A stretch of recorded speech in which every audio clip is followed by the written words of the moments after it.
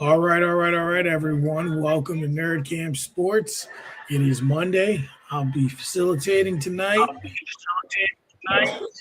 Mike Williams. It's echoing already. Do I hear that? Yeah, I hear it.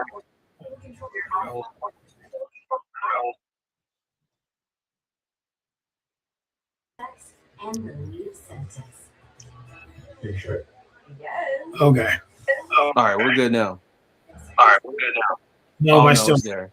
Go ahead out, Raj. All right.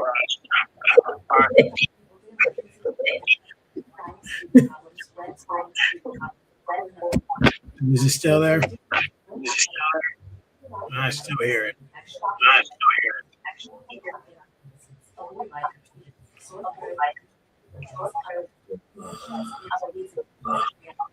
Try this.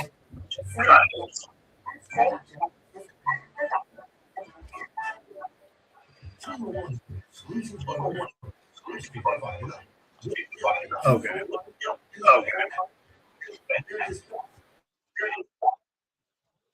June 29th, 1994. The New Jersey Nets. All right, is Echo still there? I put my headset in.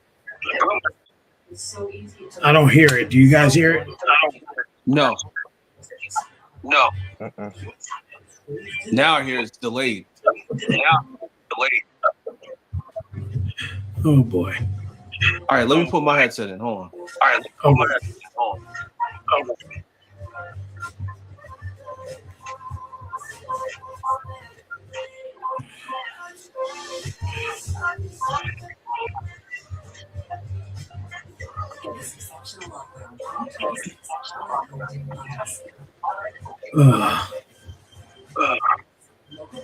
Okay.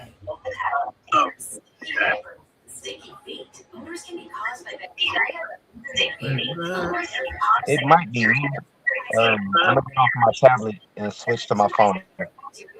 Okay, bro.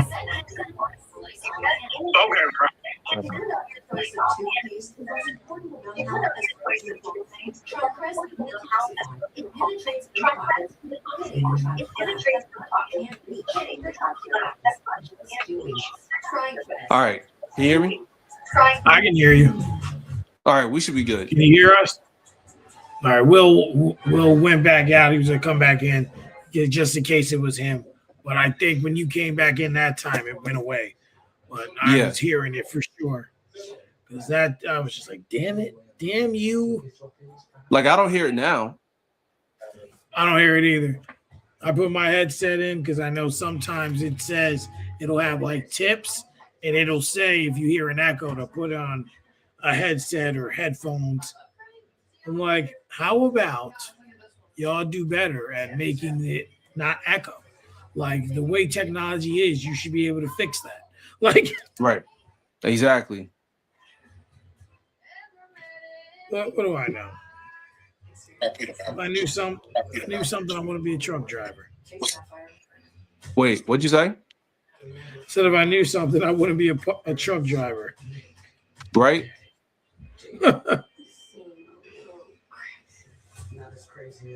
Just waiting for him to come back in.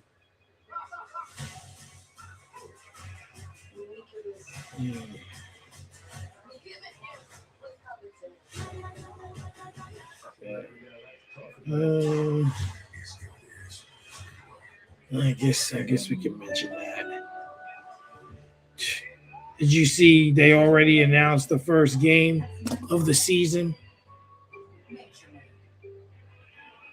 No. What's the first game? The Giants and the Cowboys again. Nobody want to see that. That's what I'm saying every year. Like, how many times I'm gonna say it every episode? For the love of God, NFL, can we stop putting the Cowboys on TV? Please. Says Buffalo will open its new stadium on Thursday Night Football in week 2 when the Bills host the Lions. That one will be a good one.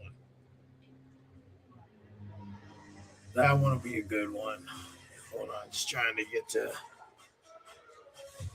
Excuse me. Well, while we wait for him to come in, I'm just gonna get started on the topic here. Yeah, let's get rolling. So, first thing I'm gonna start off with is Aaron Rodgers. The fraudulent one. Right now, the fraudulent thing he's doing is holding up the process. Mm-hmm. This is why I did not want him at all. This is why I did not want him to come back, because of this moment right now. This moment right now, all he's good for is fucking shit up. And that's all he's doing is fucking shit up. I read a report that last week he was supposed to go to Pittsburgh. He was supposed to meet with Pittsburgh and talk about potentially about what's next. So I'm like, all right, cool. We good. We're going to get that. Then I read another report that didn't happen. That he did not go to Pittsburgh. That he did not meet with the Steelers. And that they still don't know.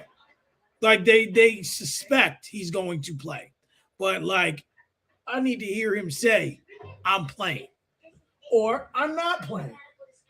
Like it's really that simple.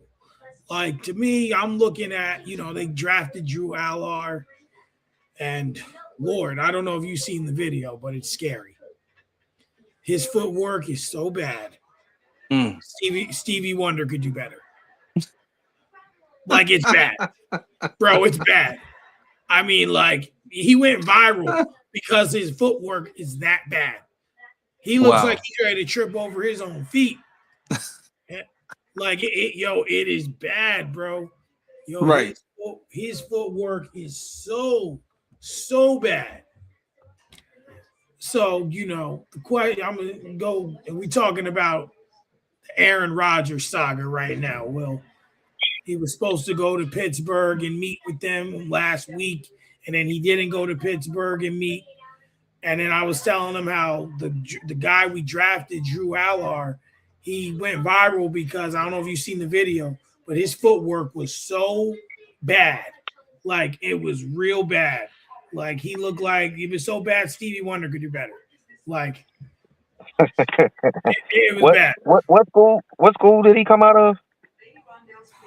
Drew Allar. I'm looking it up now.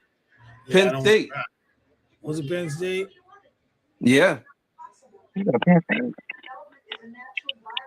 Oh, that's crazy. Yeah, it was so bad. So, Raj, what do you think the Steelers should do at the quarterback position if Aaron Rodgers does not return for some reason?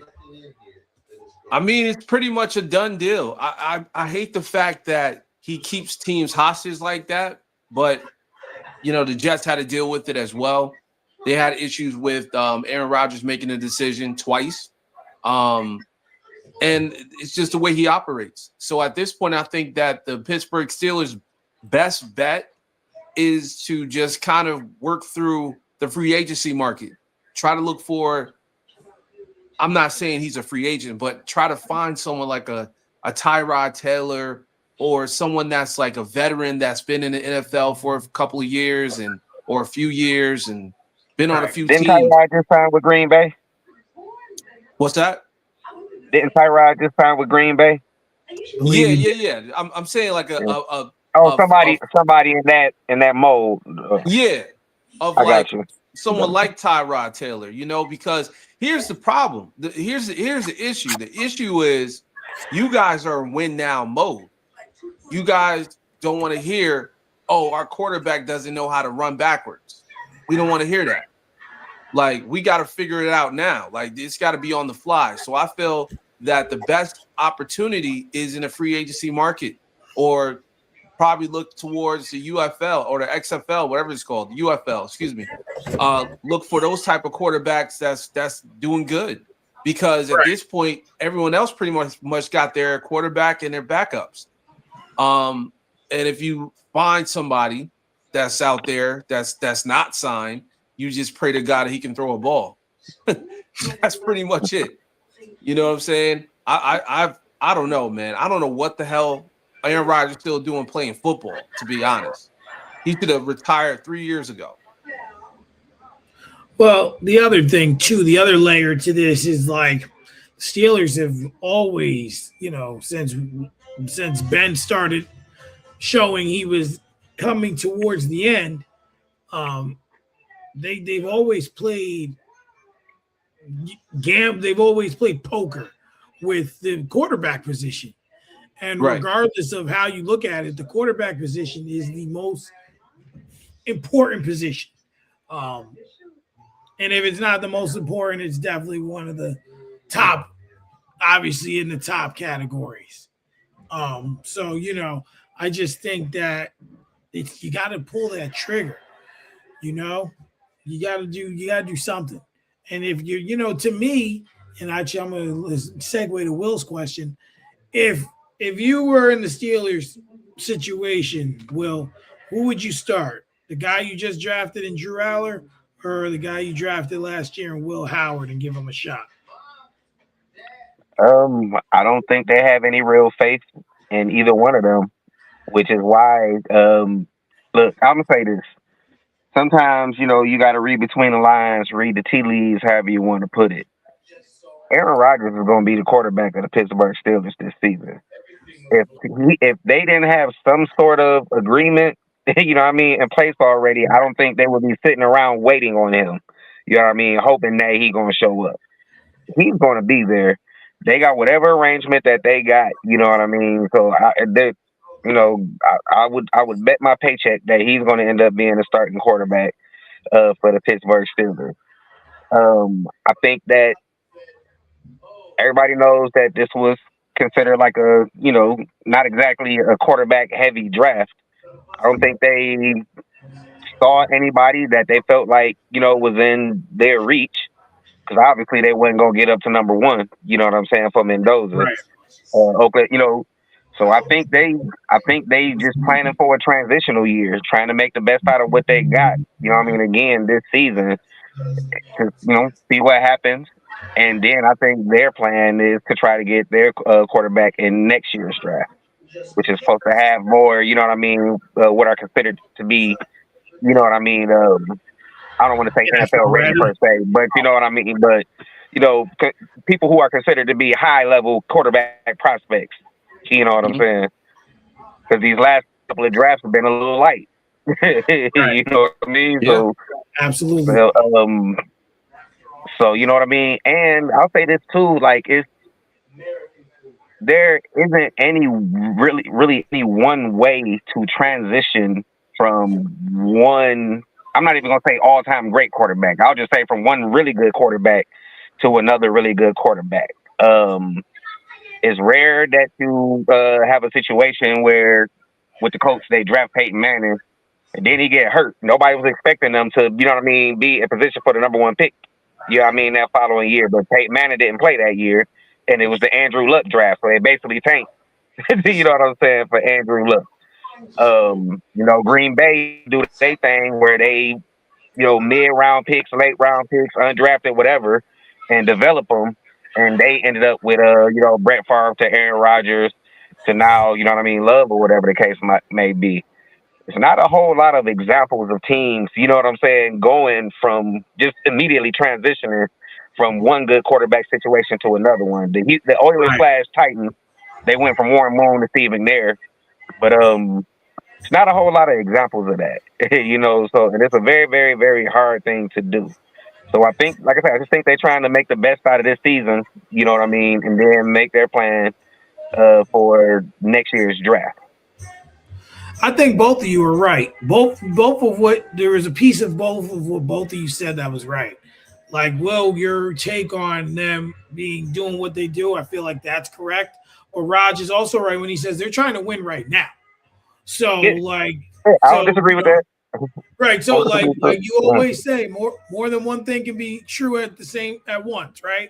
Right. So, to me, you don't go like, even though the quarterback position's in the air, they went out there and they got Rico Dowell, right, who's rushed for 1,000 yards the last 2 seasons. They went out there, they traded for Michael Pittman to hopefully take some relief off of DK Metcalf, and to help to have another guy. They believe in their tight ends. You know, they did a lot of different things in the free agency, but to me, they just don't have the cohesive. They're not going to have the cohesiveness they need to succeed right now. If they were going to bottom out for a quarterback for next year, like just off bail, then they would probably be starting one of them two dudes that you just named. You know what I'm saying? And not concerning themselves with Aaron Rodgers. You know what I mean? That's why I say like a transitional year. I don't think they're giving up on competing this year. I don't think they can do that to the TJ Watts and the Casey Hamptons and the like, you know what I'm saying? They can't go to them and tell them, you know what I mean? Like, nah, bro, we just gonna, we're gonna punt on this year. You know what I mean? And it's hard. It's much harder to have an NFL team and NFL players that are literally out there putting their life on the line. You know what I'm saying? From week to week, to to be able to stomach that kind of thing. You know. I read something before that I forget what player said it, but they said, or maybe a doctor said, having one NFL game is the equivalent of having a major car accident every week. Yeah. Every tackle is like a 20-mile-per-hour car crash or something like that.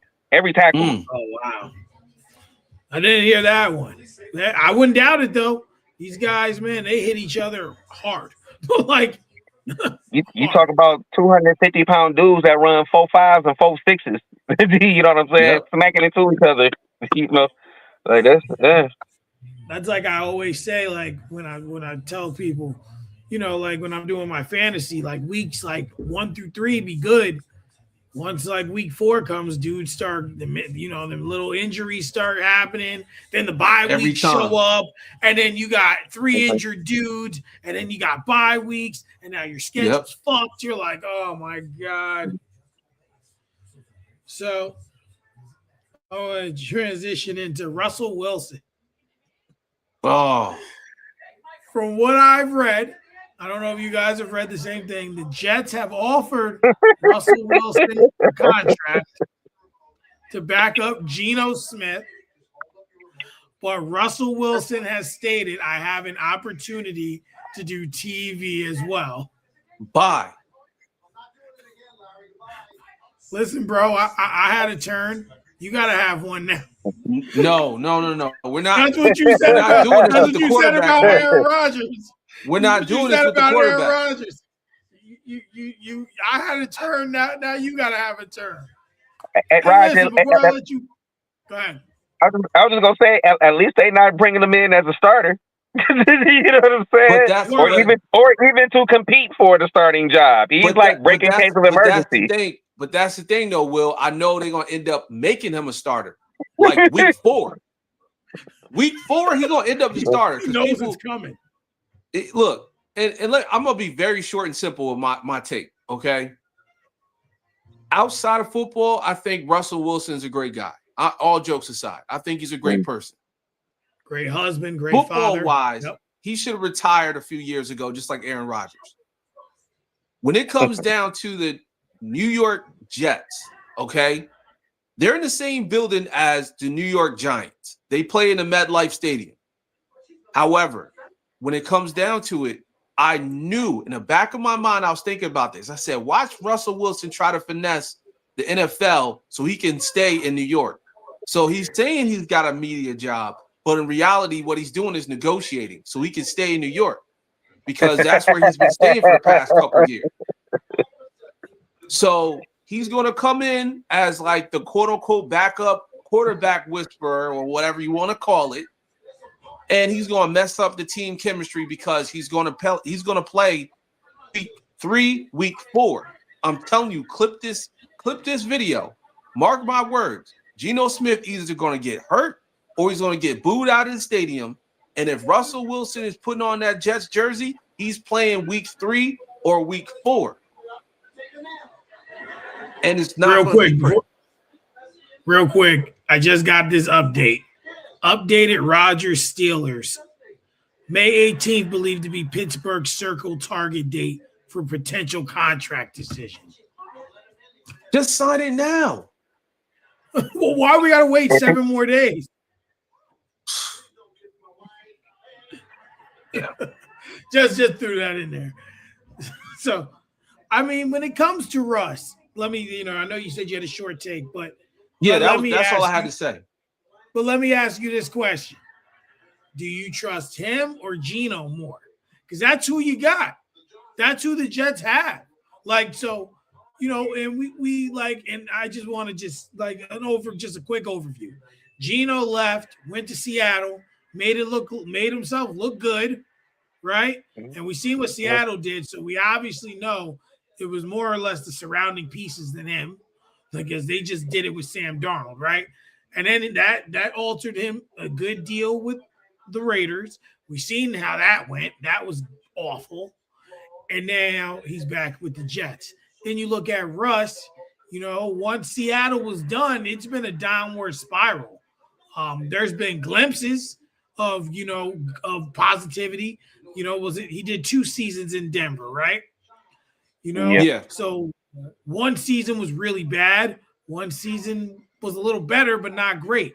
And then it was Pittsburgh. He went into the season hurt, but then, they were 4-1 and said we got to let Russ cook, and he looked great up until we started facing the real teams. Like his first game was against the Giants or the Jets. Like you supposed to win them games, right? And then once we started facing the Ravens and the Bills, and then he shrank, and now he went to the Giants, signed a big deal there, played 3 games, and then they sat him for Dart. And now he has another opportunity if he chooses to go and stay with New York. So it's just like based on those 2 timelines, which guy could you trust more? I would say I trust Geno more at this point. And I'm not saying that Russ, like I said, is not a good person or a good player or a team or a good teammate. I just feel like physically he's done.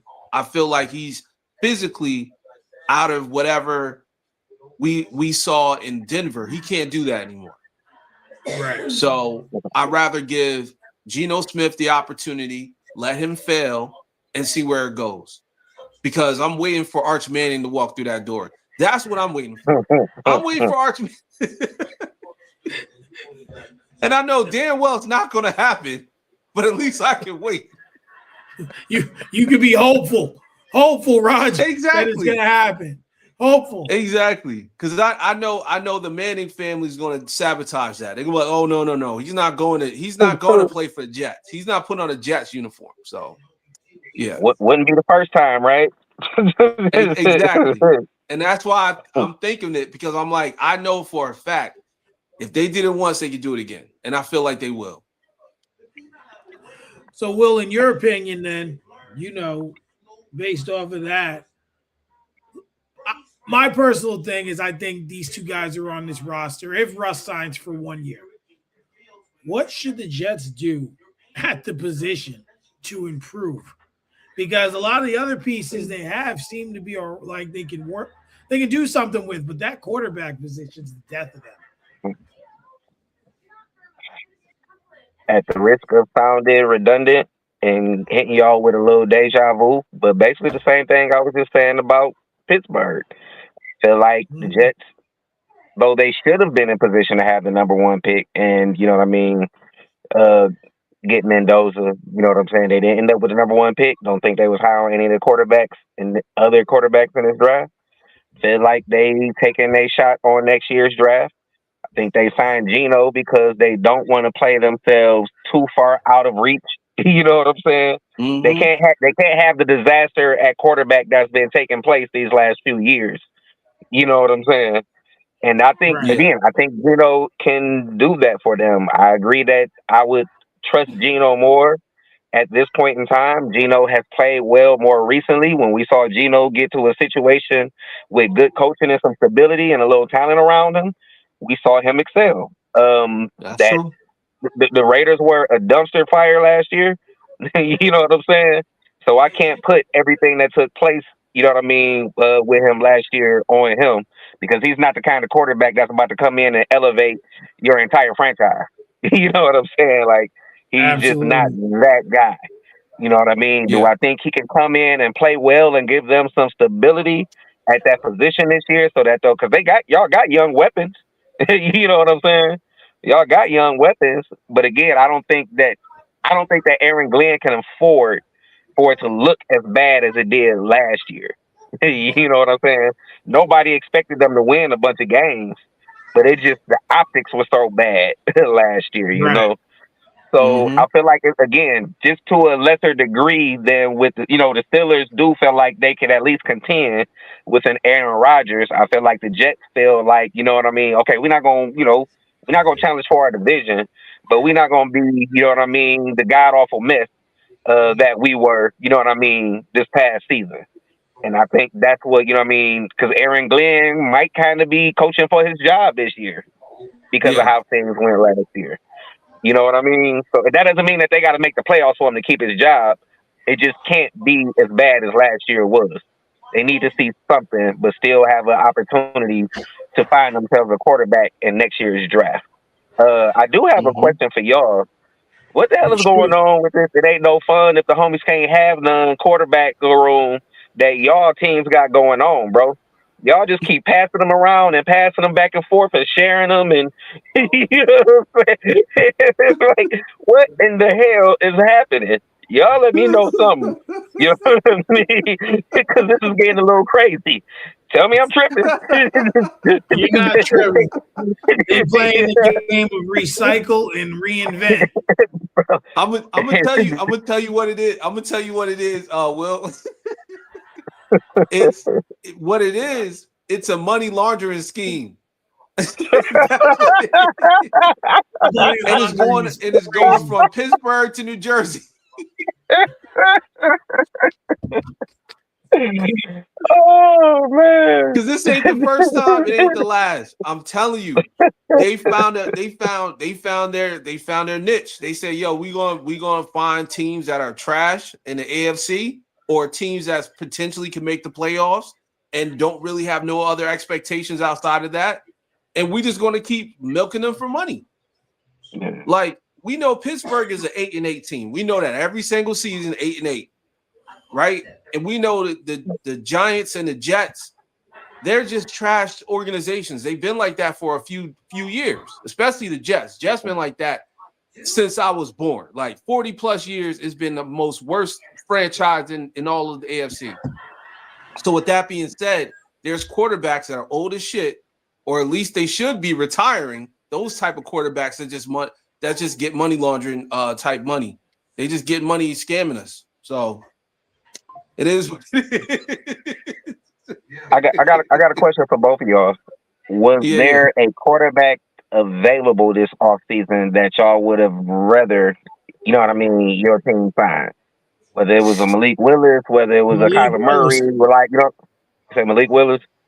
Malik Willis by far. I mean, when we Yeah. drafted Kenny Pickett, I'd rather have had him. He could move with the ball. He had a big arm. Sure, he was a bit of a project, but he had the pieces. Kenny Pickett did not have the pieces. See, to me, the first game Kenny Pickett came in, that's what he did was throw picks. We took the ETT off his name. He threw picks, and I just wasn't a believer.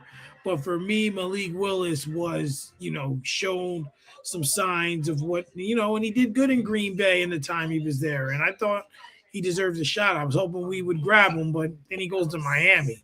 He's like, man, fuck this. I need warm weather. I mean, even though he wasn't a free agent, but he was definitely out there on the market for trade. I would say Kyler Murray. Well, didn't they cut him? They cut No, yeah, Kyler Murray. he was a free agent. He was a free He was a agent. free agent because he got cut. Oh, he was a free Yeah, agent. Oh, okay, I thought they traded yeah. him. My bad. No, No, they Yeah, they I cut would have him. picked. That's why Minnesota got him for little or nothing because Arizona is still on the hook for the majority of for like $36 million for him this year. Oh, okay. Well, he I got would that. have picked him up. I wouldn't have been a bad pickup either. Because you know what, and I really, really, really hate to say this because there's not a lot of opportunities for quarterbacks to get a second chance, but I would have worked with him because he was a top pick, former Heisman winner, and I didn't feel like he had a fair shake out there in Arizona. And a lot of people didn't like him because he's undersized, and they said he was too small to play quarterback. But in reality, his first year in Arizona, he did excellent for somebody that they look down on. So I would have picked him up and see where it went. Wouldn't surprise me at all if he does really well in Minnesota this year. I'm a little nervous about them. And you know what? I agree. Because I feel like he's going to be on his revenge tour.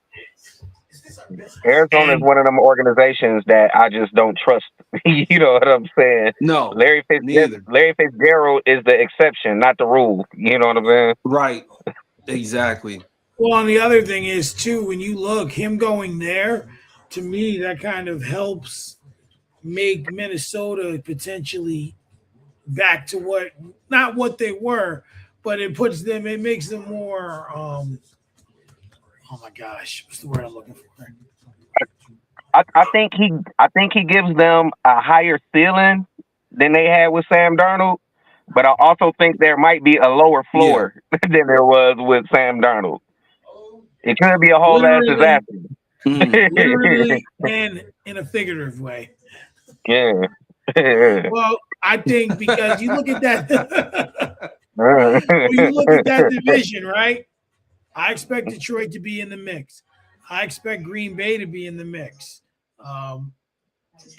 Chicago now, there's expectations for Chicago now. There's expectations. There's no Caleb went out there and lit it up, and then did they lose in the second? Not the wild card, the divisional, right? Who, the Bears? Yeah, the Bears. I don't even remember. I know they almost won. Wherever they were, they had almost won. But they went out there and they did it. They lost. They won a playoff game. Didn't the first playoff game? Didn't Caleb had that play where he ran around like 80 yards or something like that, and then threw a 40, 50 yard? But like they won that game, right? Yeah, they won. They won one. Yeah. So now there's expectations, and they were first or second in the conference. So Ben Johnson went there and changed the culture. So now there's expectations. So now Minnesota had to do something to hold on. So it's going to be probably the most entertaining division in football this upcoming season, in my opinion. It was the AFC North for a while, but now that NFC North is definitely must. I think the NFC North and the NFC West are battling for best division next year. That's what Rams. Okay, yeah. Rams, Seattle, San Francisco, and who am I leaving out? Arizona. See, Arizona. That's how bad they are. Yeah. So we'll get more into depth about this next topic next week. But I kind of just want to get you guys' thoughts on what we know so far about it. And the NFL schedule is set to be released on Thursday, the 14th. Some of the things that stand out so far is week 1, the Rams at the Niners in Australia, but the dates look weird because it says there's 2 potential dates, either September 9th or the 10th. Week 3, we got the Cowboys and the Ravens in Brazil. Weeks 4 through 6, the NFL returns to London. Of course, Jacksonville has 2 games there, and the Commanders have a game there.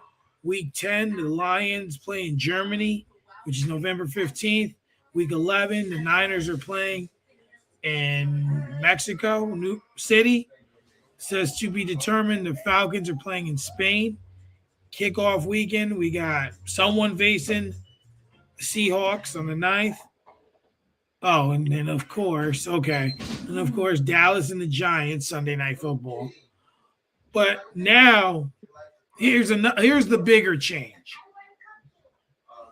The bigger change is that I usually on Thanksgiving we get 3 games.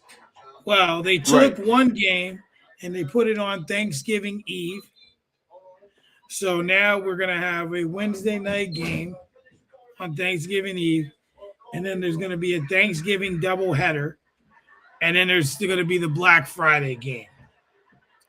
So, in both of your opinions, what do you think about the expansion of international games, as well as them now stretching out the Thanksgiving weekend schedule for the NFL? I don't I don't like Wednesday games at all. I don't think there's any reason to have any Wednesday games. You know what they probably Mm-hmm. gonna do? You probably gonna have maybe a bye week the week before or something.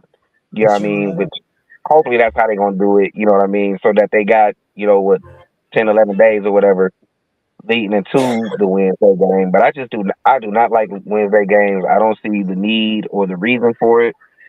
Um, I'm not mad about putting games in other countries. If again, as long as they're taking the schedule into consideration, in regards to travel time and all of that for them coming back to stateside, whatever the case may be. Um,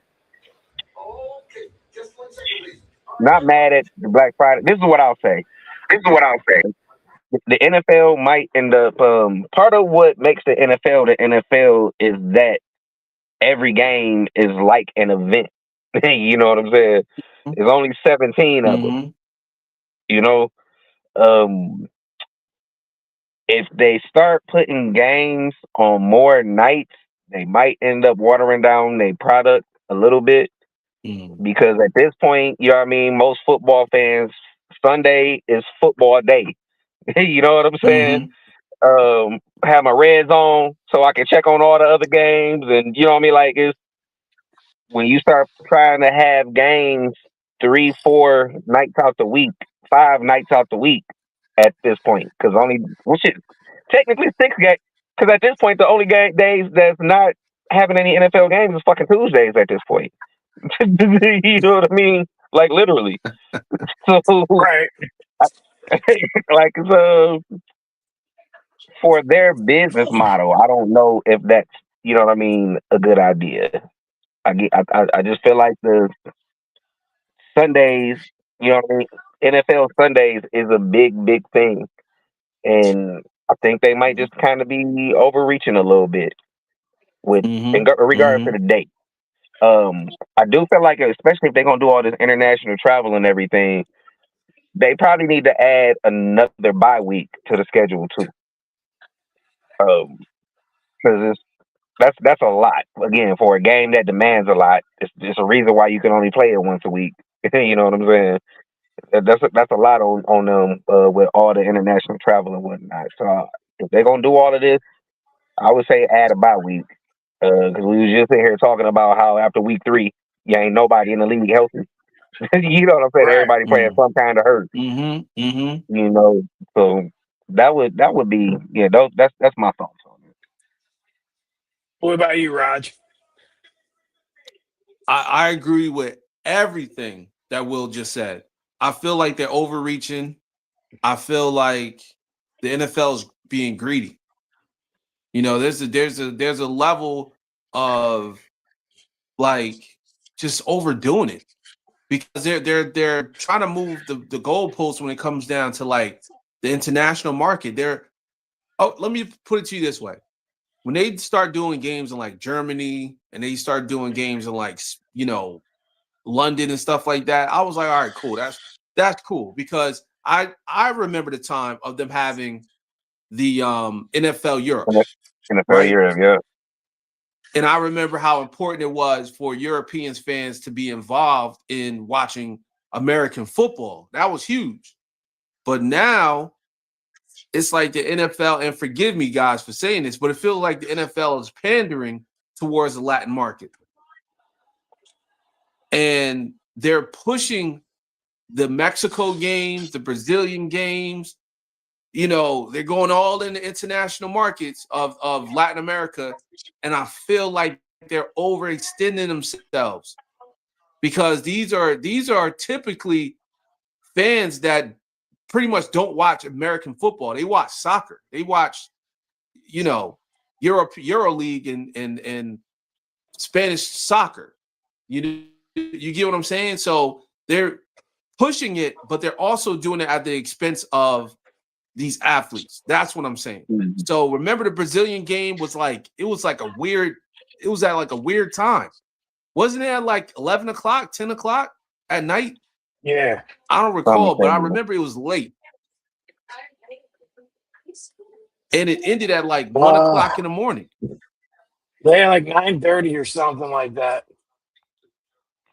Yeah. And so I don't know. Maybe I'm overthinking it, but I feel like they're overdoing it with pushing it out there to all the type of markets. I think the European market should be their main focus. And I also feel like as far as the days go, it's too many damn days of playing football, watching football. Give me my Thursdays and my Sundays, and we're good. And my Mondays, and we can't. And we're good. Can't forget about M and F, Monday Night Football. That's been a staple of the NFL as long as I can remember, at least. Right. But when you start adding in like Black Friday and Wacky Wednesday, like what are we doing? Wacky Wednesday's crazy. So here's why. Mike, can I jump in real quick? Because I just don't want to lose this thought. I feel like the NFL, the NBA played a long game with their international, endeavors. David Stern, God rest his soul, was a fucking marketing genius. And what he did not do, was just go start opening up NBA leagues. The NBA already had endeavors in these other countries or whatever and would build a relationship. But we've all heard them talk about it. He used the Dream Team as the ultimate marketing tool globally at the 92 Olympics. You know what I mean? On the stage where everybody was going to be looking. You know what I mean? And the NBA walked away from that, now a global league. Even though they kind of had, players coming from Europe and stuff like that, Sarunas Marciulionis and Drazen Petrovic and all. But now we see the game is, the league is what? Something like 1/3 of them come from, our international players, 40%, something like that, whatever the case may be. Yeah. But the NBA also, they didn't just overnight, start doing everything. They built up to and build relationships in these countries. And, Nike been sending people to China, for forever and all of this stuff. The NFL, I feel like they're just kind of like, we're the NFL, which is why when they tried to do NFL Europe, it failed because they didn't build like grassroots. Yep. You know what I'm saying? Like they didn't build it up they didn't build it from the ground up. You know what I mean? They just tried to kind of put it out there. And I feel like they're kind of doing that again. You know what I mean? I know they did the NFL, again, the London games and all of that. And then now, but I don't know, man. I think they're trying to take the NBA model, but it doesn't necessarily work for the NFL. And I feel like when the NBA, when it was for the most part, you got to see your local team all the time, but it was the NBA on NBC, you know what I mean, at that point in time. And then, if you had cable, you know what I mean, a couple of games on TNT. Now with so many games available, everybody say it's too many games. They play too many games. Well, when it felt more like, you know what I mean, it was harder to get your hands on it and get eyes on it. That wasn't a complaint, So again, that idea of kind of oversaturating, you know what I mean, your product. Yeah, no, that makes a lot of sense. And I want to add in one last piece to that, right? And I think we got to, and I'm glad you brought up David Stern, right? And how he built the NBA and the international market after the Olympics. If you look at how they're doing things now with flag football, if the NFL is smart, they will use that as a gateway to open up the international, especially the Latino market, because they're more into flag football than tackle football. Yeah. You get what I'm saying? Like I was watching, I forgot her name. I can't remember her name right off the top, but she's from Mexico. She's like one of the biggest stars out there in Mexico playing flag football. Yeah. And it's a woman, you know what I'm saying? And I'm saying, like, I feel like that's the route the NFL should go to push more games in the other markets outside of Europe. Like, that's better than actually saying, okay, we're gonna play in Brazil at like 10:30 at night. Right. You know what I'm saying? Or we're gonna play in Mexico, and then the grass is not even like the same type of grass they play American football. Like it's just one of those type of things where you're kind of like, maybe they're doing too much. So that's just my take. Well, a couple things that I have to really add on to that is one, I don't like how the international games are getting later in the season. So, like, the last one's week 11. And, to Will's point of worrying about the schedule, when you start to get to weeks 11 and 12, that's the gear where you're starting to work towards the playoffs. I know me personally, I don't want to travel out the country to play a game that late in the season, unless you're giving me a bye week the next week. You know what I mean? Right. Yeah. He had also mentioned a second bye week. One thing I can tell you is that the NFL is going to be an 18-game regular season. I know it. It's going to happen. And once that happens, they will be implementing a second bye week. So, that's one thing I've seen. Like, they're like, oh, are we going to do it? It's not, are you going to do it? It's when you're going to do it. Like that's the key. When are you going to do it? Look at how much revenue they made off of one game. You added one game. There's what, 32 teams in the NFL, right? Yeah. 32. So that's an extra 16 games, right? And then you take that, you add on one playoff team in each oh my God, help me out here. Each conference for the playoffs. So instead of you got 3 playoff games, there's 2 extra games there, by adding a team and eliminating a bye. So it really has changed a lot. I don't like the games later and later being far. Personally, I'm okay with you going and trying to get other markets, whatever. That's where we're going. Fine, but all those games should be wrapped up, my opinion, by week 8. It's okay to do 2 countries in the same week. Just make sure you schedule the guys in a way that works for them. As for the Thanksgiving debacle, I don't like it. I know a lot of players don't like playing on Thanksgiving, especially if you are Detroit or Dallas, because you're going to be playing on Thanksgiving. Even though last year they played each other and they didn't put that on Thanksgiving, so we had a shot at something that that wasn't Dallas for once. That would have been an entertaining game, in my opinion, at that point. But I don't like why do we need a pre-Thanksgiving game? Why? That's the question. Yeah, why crazy. do we need that? Nobody asked for this. Like, just like that versus Rick Ross and French Montana. We didn't ask for that. We didn't ask for it, but y'all gave it to us. And it's the same thing with this. Like, who asked for this? I want to know. Because to me, most families are preparing food the day before for Thanksgiving, right? Mm-hmm. Excuse me. So you go and you take one of your Thanksgiving games, you put it on there, and then you will have 2 on Thanksgiving instead of 3. And then you take one and you put it on the middle of the day after Thanksgiving. And we know the Black Friday game's been a thing now. I think this is the 3rd, maybe 4th season, but I just think you're stretching, to Will's point, you're stretching it too thin. And then to me, it hurts the schedule. And what I mean is that week, right now, you have a Wednesday game, 2 Thursdays, a Friday, and then soon enough you start getting into that Saturday section of the season.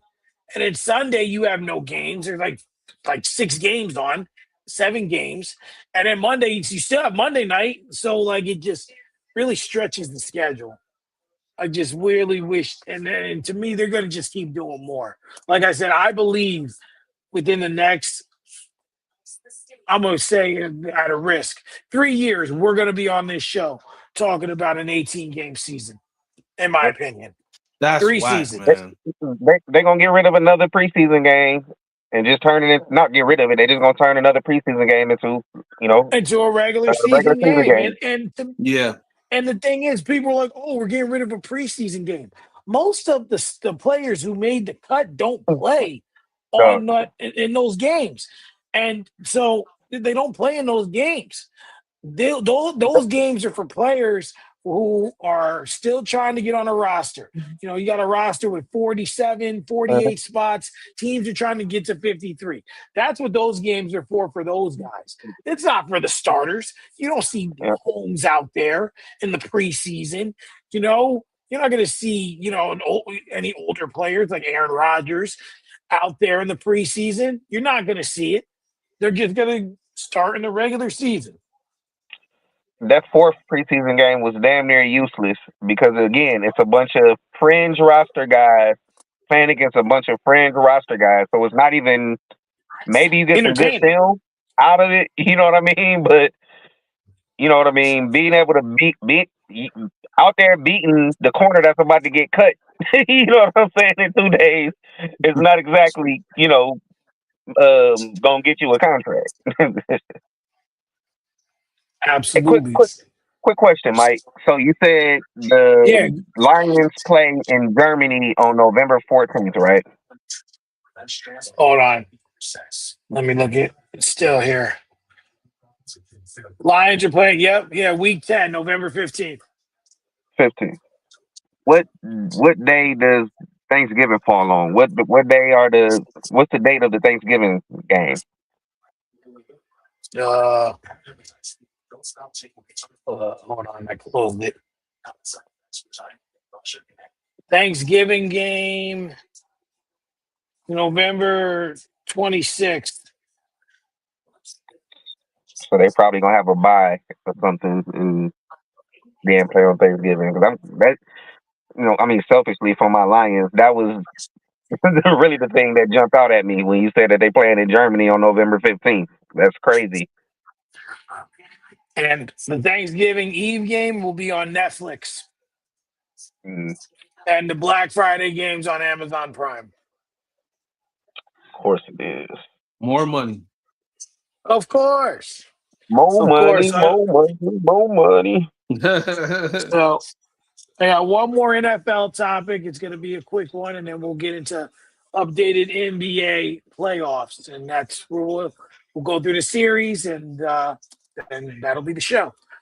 But we know that'll take about an hour anyway. So Patrick Mahomes. We talked briefly about this last week, Will, when R&B was here, because he had brought it up towards the end of the show. But there's real fuel now saying that he will play, or let me not say fuel. There's real speculation that he will play week 1. I'm just going to keep my take quick because it's really simple to me. To me, do not rush him back if he's not ready. He's your franchise guy, and whether people like it or not, right now he's the face of this league. He's come in and has already, in my opinion, had a Hall of Fame career. If he were retired today, I think he would go there.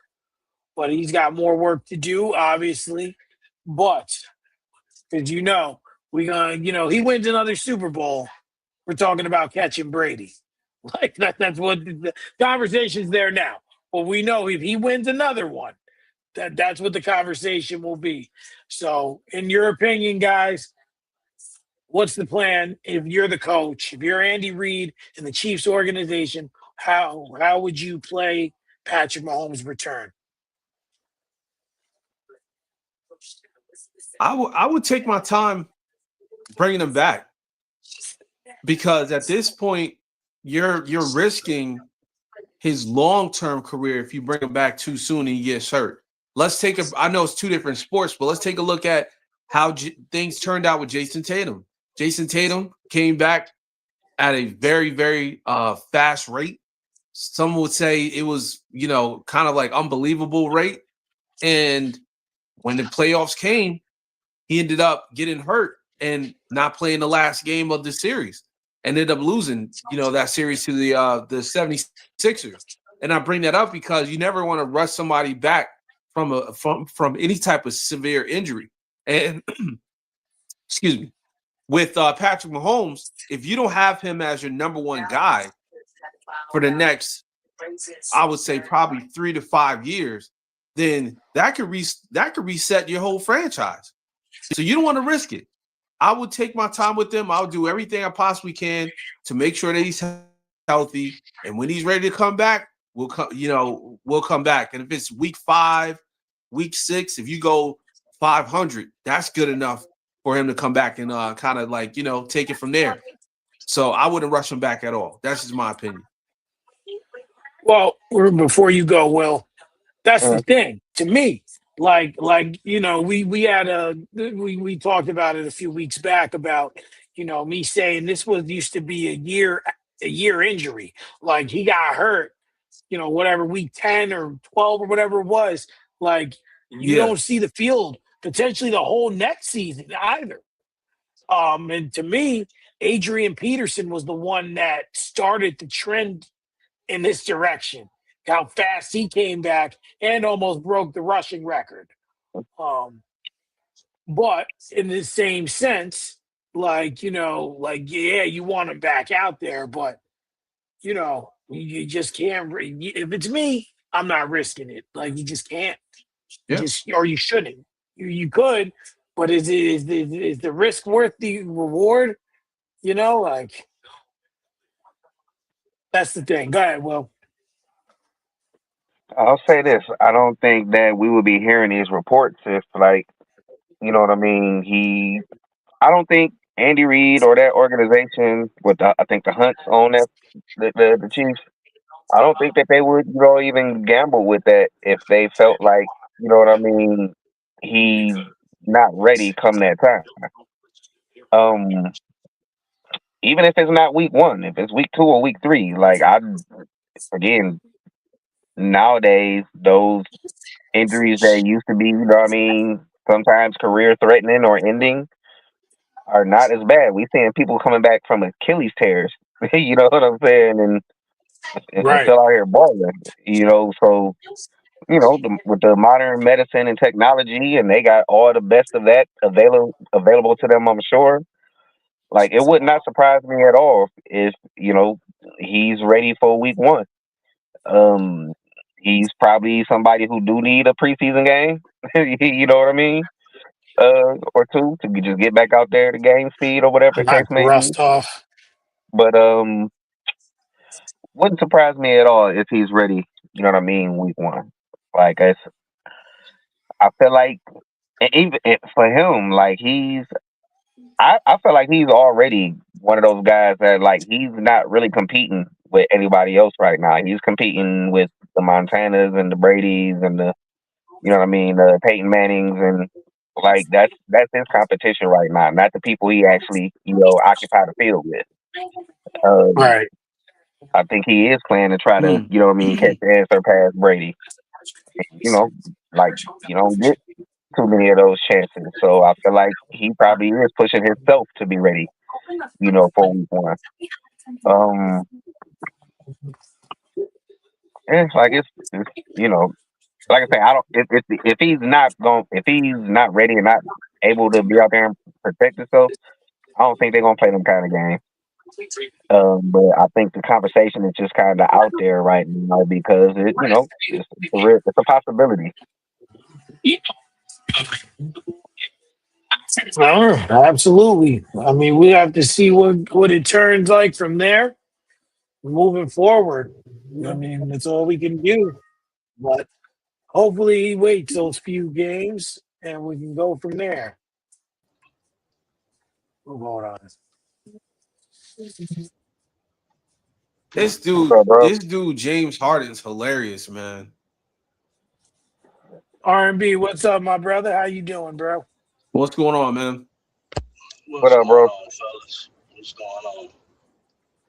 Nah, nothing. We just had some NFL topics, so just transitioning into the NBA playoffs. So you right on time. How you feeling, dude? Right now at the moment. I ain't not too good, man, but I figured I'd just come and join in on the conversation as I'm on my way home. All right. Well, you here? That's all that matters to me. So we gonna just go with it. So, and you know what? Just because you here right now, R&B, I wasn't gonna start here, but damn it, I'm gonna start here. You know, Raj, you was radio silent this week, bro. You was radio silent after that game one. My man Raj disappeared from the chat. I was putting everything trying to get this man's attention. He was not answering. I know you Damn was it, raised he was baiting, not but go answering. ahead. Continue. I was great. Yo, I even messaged R&B on the side saying we had to get a wellness check for you because I was like, yo, this dude Raj is trolling because he ain't answering, and I know that nigga's reading this shit. I know it. Right. No, you know what? I have to defend them. My phone is set up where I can tell who reads it and when they read it. It showed me.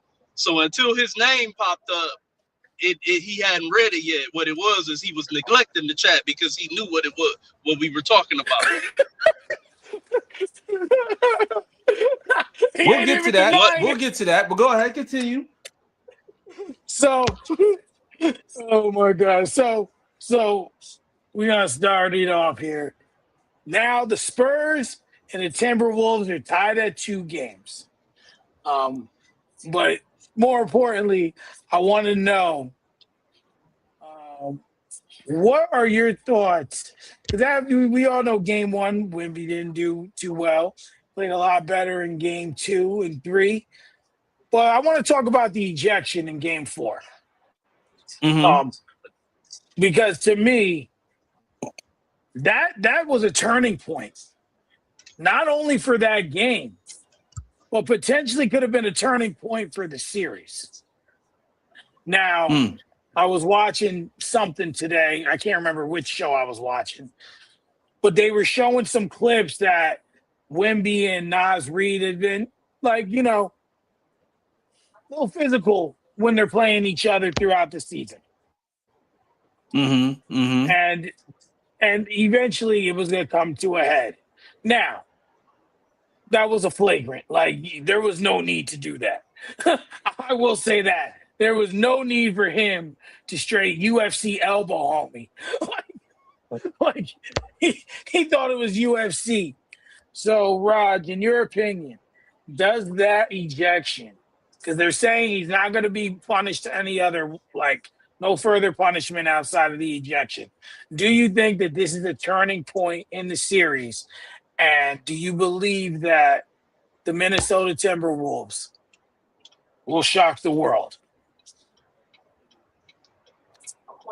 Well, let me start off with the suspension, okay? Because I remember Ron Artest did the same exact thing to James Harden, right? And and correct me if I'm wrong, guys, because I'm not the most sharpest tool in the shed when it comes down to remembering dates and times and exact things that happen. But I could have sworn Ron Artest got suspended for 4 or 5 games, or probably more than that. Am I correct? I think it was 5. It was 5 games, right? He definitely got suspended. I can't remember the amount of games, but he definitely got suspended. Yeah, I do remember him getting suspended. I think we're going to say 5 games. Wemby should be suspended for at least 4. And I'm going to tell you guys why. It boils down to this. When you are a 7'3" center that is coming at somebody full speed with an elbow, I don't care if it's at their head, I don't care if it's at their chest, I don't care if it's at their neck. When you're doing that, you're intentionally trying to hurt them. There's no, oh, I was just trying to get them off me. No, this was not a basketball play, gentlemen. This was a play that was intentional. They got under Victor Wembanyama's skin, and now he's officially compromised. And what I mean by that is now they know how to get to him. Because before this all happened, they was talking about how great he was, how he's the greatest center on the planet. Oh, my God, did you see the blocks? Oh, my God, he went to the Shaolin monks during the offseason. Did the Shaolin monks show him how to throw that elbow? That's the real question. Did the Shaolin monks show him how to do that? Because last time I checked, Shaolin monks are peaceful people. They don't go out there throwing bows like they're ludicrous. So with that being said, the man should be suspended. At least give me 1 game. Give me 1 game. I'll take 1. And I'm not saying this because I want to see the San Antonio Spurs lose this series, because ultimately I got them winning the series. However, what's good for the goose is good for the gander. If you're going to get Ron Artest for 5 games, you can at least get Wemby for 1. They said no punishment outside of that. They won't even hit him with a fine. Do you guys realize he hit Nas Reed in the throat? Yeah. That's crazy. And to me, the issue, this is just my personal opinion, I think it depends on the player. I think it depends on the player. That's not fair. That's not fair. Because Ron Artest, even though we know Ron Artest can be a nutcase sometimes, why is it okay for Ron Artest to get 5 games? But Raj, hold on, I gotta get back in. Hold on, go for it. Go for it. He got 7 games, and it was because Ron Artest set off the Malice in the Palace and had done a bunch of others. Like, his reputation mattered. That wasn't the first thing that he had ever done. This is the first time we've ever seen Wemby do anything of this nature. So I don't feel like it's an apples to apples comparison. So this was Houston Ron Artest too. So at this point, like I said, he had a long history, you know what I mean, of like suspensions and fines. So. Yeah, which is why, like I was saying, it depends on the player. Echoes back again. Definitely. Echoes back again. Ooh. Yeah, that's the thing. Like, if it depends on the player. Which ain't right. Wrong is wrong. I mean, wrong is wrong. I mean, I think it's different if you got a history of, you know what I mean? I think it is fair that it depends on the player, but I also think that it's fair that Raj said, like what he said, Wemby does deserve at least a 1-game suspension for this act. When you throw an elbow with that much force and that much velocity to it from a big guy, you know, we all look at Wemby and we say, oh, he's wiry, but let's not forget this dude is 7'3", 7'4", so that height takes away from his weight. He's stronger than what he looked like. And so when you talk about a 7'3", 7'4" guy throwing an elbow with that much velocity and power behind it at somebody's neck and throat area, jaw area, he could have did much more damage than he did. Just luckily it just so happened to be, knocked him down, probably had a little bit of bleeding inside the mouth type thing going on. But what if he had hit him in the tempo? What if he had hit him in the eye? You know what I'm saying? Or some shit like that. What if it had turned out to be like LeBron and Isaiah Stewart that time? You know what I'm saying? Where he bloodied him up real bad. You know what I'm saying? So for that reason alone, I definitely felt like Wemby should have got at least a 1-game suspension. But I do agree with Will. I think that it's fair that your history and who you are kind of dictates the type of punishment that you may get. But also talking about the Ron Artest and James Harden thing, let's not forget how that happened. Harden dunked on Ron Artest. He flailed up at him, and then Ron Artest came back.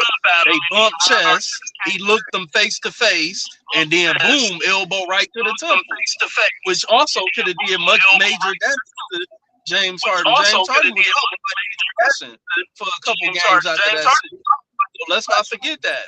But with Ron Artest, it was more premeditated and intentional. Even though Wemby did it on purpose, I still think that he also did it by mistake, if that makes sense. I don't think he threw the elbow with the intent to, fuck him up like he did. I think he was just doing the old pat in his center, throw the elbow, get the fuck up off me. He meant to make contact, but I don't think he meant to make contact in the way that he did, if that makes sense. Yeah, that does make sense. I ain't gonna if they would have suspended him a game. If they would have suspended him a game, cool. I ain't gonna sit here and act like I don't understand that because he's Victor Wembanyama, the guy that they want to be the face of the league moving forward. That factored into it too. Yeah. That definitely he did that shit on purpose. He knew exactly what the fuck he was doing. He drew back, and you know what I mean. And so I'll say this too, he got a man to fuck up because that's how people gonna play him in the playoffs. I know this is his first, playoff run or whatever.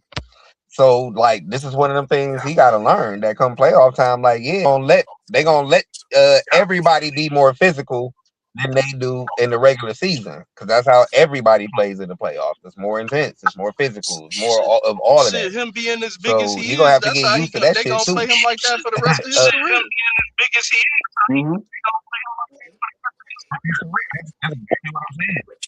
That's exactly what I'm saying. Yep. So like I say, being that happened in the second quarter, I feel like they kind of looked at it like he already missed the game basically. But the rest of that game, one more game, I ain't gonna die on either hill. You know what I'm saying? But then I feel like he definitely did that shit on purpose. He knew exactly what the fuck he was doing.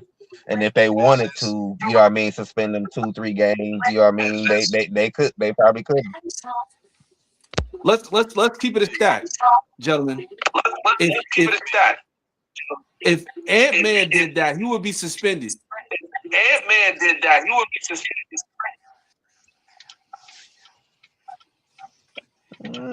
Just to kind of. Ant-Man ain't never got nowhere. Ant-Man never got no trouble. I don't know about that. I don't think he's gotten in trouble like that. I know, but he's gotten in trouble. I'm talking about as far as the agenda of pushing Victor Wembanyama as the face of the league. I mean, Ant is also one of those guys. You know what I'm saying? So he may not be Wemby, but he high in that pecking order. You know what I'm saying? So I don't think it would have been too much different. To be honest with you. He's also an American athlete. He's not an international athlete. So there's that little edge that Wemby have that he doesn't. I'm telling you. He not Anthony Edwards, not their cup of tea either. Exactly. He don't fit their agenda at all. Anthony Edwards is his own man. They would have suspended him. They would have got him. And I'm not saying that because Wemby's not a good or a better player than Ant-Man, but I also feel like Ant-Man just he's himself. You know what I'm saying? Like, think about it. Wemby's with Nike. The NFL's in the bed with Nike. Ant-Man's with Adidas. He's just not their cup of tea. He's just not their cup of tea. Would you say? And lastly, I'm gonna say, if he would have elbowed, if somebody would elbow Wemby, they would be suspended. Is it fair to say, in your I opinion? agree. I think all that matters. I think all that matters. If Nas Reed would have elbowed Wemby in the throat, he'll never come back to the NFL. I'm NBA. He'll never come back to the NFL. Is it fair to say that Anthony Edwards is days and ages Allen Iverson in terms of like the league not accepting him? Yes. Accepting him. I agree. Because he got multiple baby mamas. A lot of these dudes got multiple babies by multiple women who are like some kind of famous for some reason or in the public eye. Like come on now. He's too hood. He's too hood for NBA. I don't know if Adam Silver sits in his office and be like, man, I dreamed of a dude like Ant being the face of our league. But like Ant really, he's one of the faces of the league. I guess, and I'm gonna hit some air quotes, and only thing anybody can really say about him is that he got some babies and he's not married. And it's like, yeah, probably most of your fans got babies and ain't married. Right. Like, you know what I mean? Like, he got like big national ads and marketing campaigns. Like, Ant he's one of the faces of the league. I ain't gonna say he's the face of the league, but he's one of them guys. So who do you think? And him being true to himself is his brand. So who do you think's the face of the league right now? Honestly, I still think it's kind of LeBron. That's fair. Because everything still revolve around him for the most part. After him, then it's still kind of Steph and KD. Like, I don't think any of the young guys have really. Like, I don't think Giannis has ever been the face of the league. He's been one of them guys. You know what I mean? But I don't ever think he's ever been the guy. Luka keeps coming really, really close. He always getting fucking hurt. You know what I'm saying? Yeah. But Luka was like, you know what I mean, trending in that direction. You know what I mean? A couple of times. I don't think Shea has any desire to be so. I think Shea just, you know, I just want to hoop and kind of do the shit I like to do when I'm not hooping kind of guys. I ain't, you know, like I still think it's like, for the most part, I think it's still LeBron, to be honest with you. Shay's like the Joker in that regard to me. He's just like, I don't give a fuck about nothing. It's all play basketball. I don't give a fuck about nothing. It's all play basketball. Man. Joker, like, Joker won the championship and was like, man, wait, it's a parade and it's win. Fuck, man, I'm ready to go ride my horses. Like, y'all bullshit. Like, y'all mean I gotta pay for this parade? Like, you know what I'm saying? Like, that really happened. Like, this, you know, he that's another good name. You know what I mean? He don't have a desire to be. Joker literally Kirk Cousins. The championship. Cousins. He won and didn't care.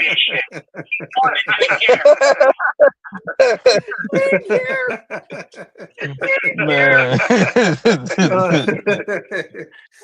He was like, nah, fuck this. I won. I did what I was supposed to do. It's time to go home. Yep. I think everybody's cool with Joker not wanting to be the face of the league. Like that, this is like it's like yeah, that's all right, bro. It's cool. Facts. Shit, hey, I tell you another person who was trending that way. Ja, three years Oh ago, yeah, he Ja threw was that trending away. that way. Yeah, he threw it away. Yeah. And again, like he's probably the best example that I can use because they were really like, he's a Nike guy. The league was behind him. Like, you know what I'm saying? Mm-hmm. And then Yep. he started doing dumb shit.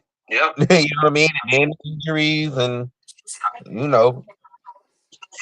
But the league was pushing him. The league was behind him. Nike was behind him. He had like and he one of them omni fiery kind of, you know, I ain't saying him and Ant is one and the same, but you know, put you in a similar mindset when it comes to their personality, their disposition. Yeah. Yeah. So I just want to segue here to.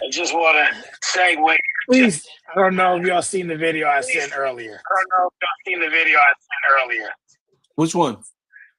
The crowd making Paul George cry after the game.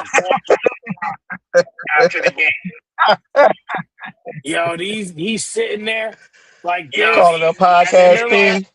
They're like podcast P, and all you see is him cry. I'm like, damn. Like, yo, they brought this man to tears. So, you know, the Sixers got swept by the Knicks. I mean, I gave them a gentleman's sweep. I thought they'd get one. But if they wasn't going to show up, y'all should have just let Boston go. Seriously. So, but the story I have, or what I want to discuss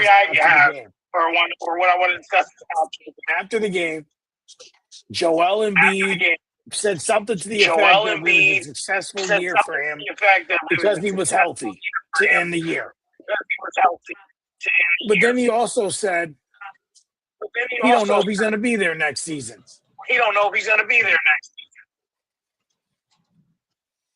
Is it time for Joel Embiid and the 76ers to part ways? Yes. Can I go first on this one? Yes. Go for it. All right. Thank you. In theory, yes. In practice, who in the fuck is signing up to pay Joel Embiid $200 million over the next 3 years? Who is rushing and running and fighting to be at the front of that line to acquire Joel Embiid? If he's saying that, I don't know if they didn't talk to him about they might do like Milwaukee did Dame and stretch and waive it because it's almost impossible to get out from up under that contract as presently constructed. So I agree. I don't know what the conversations are with him and the organization, you know what I mean, at the moment.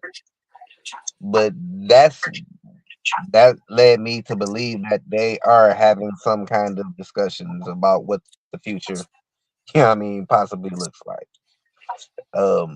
They got some young guns over there, you know, with Maxey and Edgecombe. Again, Podcast P got an albatross of a contract right now. You know what I mean? Mm-hmm. And he kind of came back from the dead. You know what I mean? He showed that he can still play a little bit. He's not, you know, where he was, obviously, but he ain't a stiff, you know, a complete stiff or whatever. He got something left. But again, like even if you get rid of Embiid's contract, you still got, I mean, Paul George's contract. So that just made me real curious to see what the front office in Philadelphia and the ownership, like what their plans are for what they are going to do. Like I say, in theory, absolutely it's time. But and practice, you know what I mean? How do you make that happen? It's not as many dumbass front offices like it used to be that just be trading for injury prone, you know what I mean, past their prime Hall of Fame and all-star players. You know, these front offices are a lot more sophisticated. They still do a lot of dumb shit a lot of times. Don't get me wrong, but they're a lot more sophisticated than they used to be. Like I say, I don't see too many GMs just like, oh yeah. He said what? Oh, they might be moving them. Yeah, I'm about to give up these assets. You know what I'm saying? Especially with this new CBA, or the one they had the last few years, second apron and all of that. It's harder to even gamble on a guy like that. So I don't, like I say, it might happen. I think it's a coin flip, you know what I mean? But it wouldn't surprise me, like I say, if they either wave and stretch him, wave and stretch PG, one of them. But they got to do something to, like I say, start building around Tyrese Maxey and Edgecombe. Can I go real quick? Yeah, just R&B. We're talking about the Sixers. And the question was if Embiid and the Sixers should go their separate ways. Go ahead, Raj. Their separate ways. All right, can you hear me? Yeah, I can hear you. All right, can you hear me? All right. Yeah, I can hear you. Yeah, I can hear you. One thing about it. Yeah, I can hear you. One thing about it. If the NBA has got 30 teams, right? If the NBA has got 30 teams, right? Half of them are going for the playoffs, and the other half is just going for the playoffs, being and the other half is just being So with that being said, there's teams like the Brooklyn Nets, there's teams like the Milwaukee Bucks, there's teams like the Miami Heat, who really don't have a full, clear future of what's going on in the next couple of years. All they're missing is just one player to sell out arenas, and that's it. I witnessed it with Kevin Garnett and Paul Pierce. I witnessed it with KD and Kyrie with the Nets. So there's organizations out there that's like that. They just got to find the next dummy to take over the contract. And one thing about dummies, they're a dime a dozen, and they're born every day. So at this point, I'll chop Joel Embiid and see where it goes.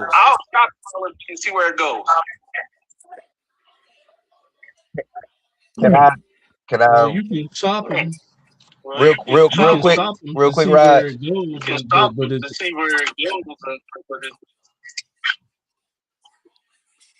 Go ahead, bro. I'll wait for you. Go ahead. Where it goes, but I don't know how successful you can be at that, because if I'm mistaken, at that, because if I'm mistaken, 178 million to 200 million next year. So that's a lot of money to invest in somebody who has the injury history and the history and not being available like Joel Embiid has.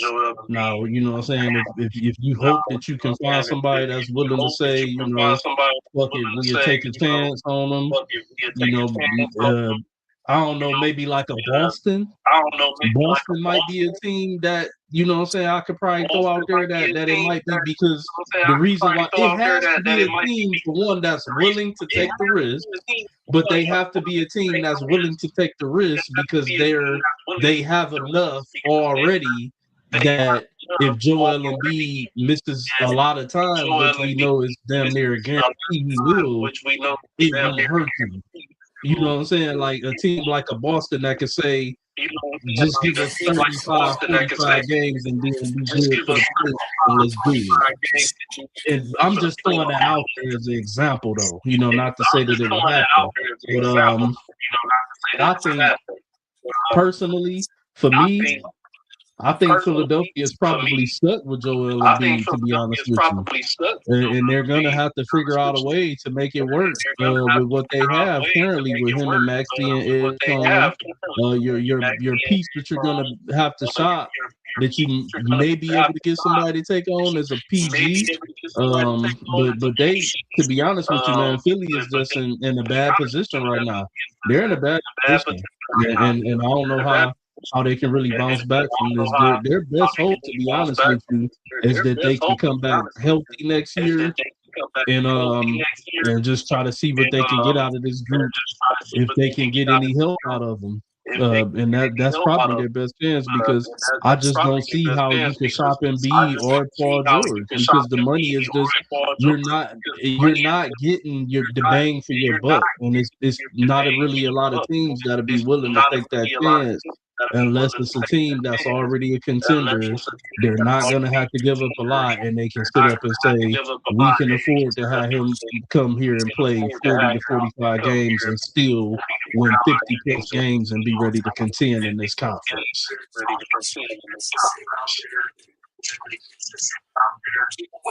Yeah, I don't have much on this year, but it is time for a divorce.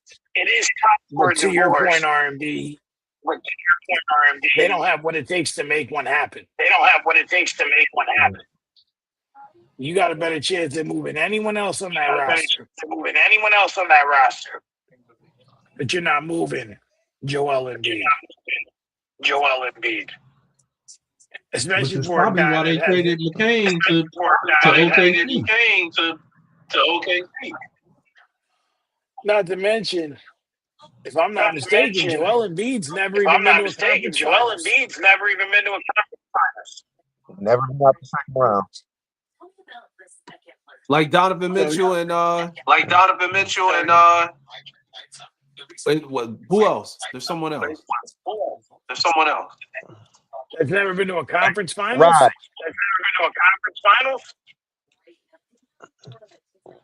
Raj, when you mentioned KG and Paul Pierce, you was talking about them getting traded to Brooklyn, right? To the Nets, Yeah. right? That trade is the reason why nobody gonna trade for Joel Embiid. Because after the whole league saw how Boston fleeced the Nets for all of them picks that turned into, you know what I mean, all of these different assets for them over the years or whatever, like, you know what I mean? And again, like KG and Paul Pierce didn't even exactly have like the injury history that Joel Embiid got.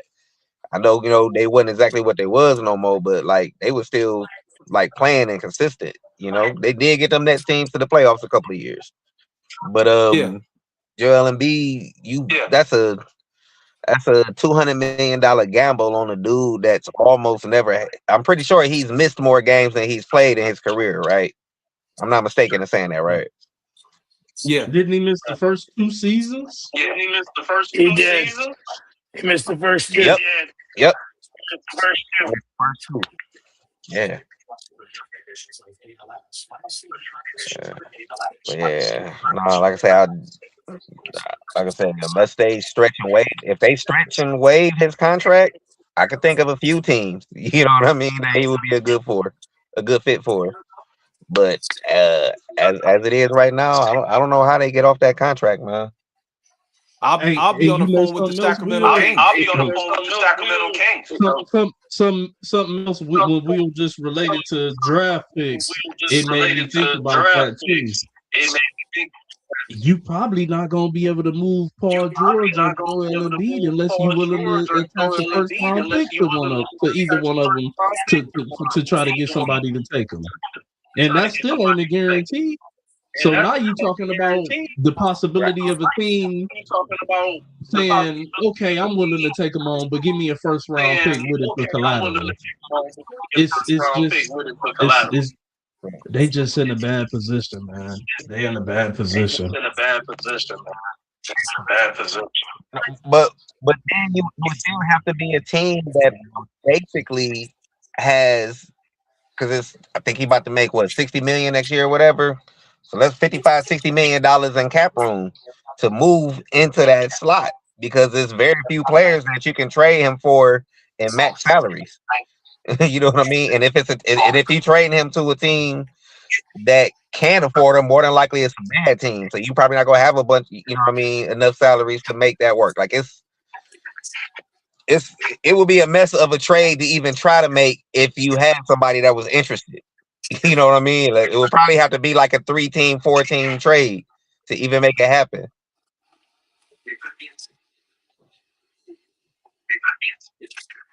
That's the truth. That's true too. It did have to be a lot of moving pieces. I got it right here. Joel Embiid will make 60 million.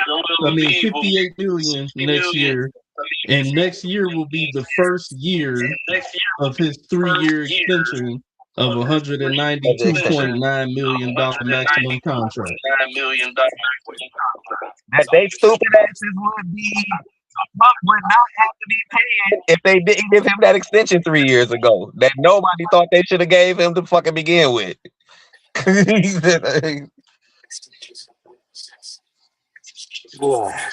themselves in the bad spot. They're gonna be in a bad situation. There's gonna be no way out of it.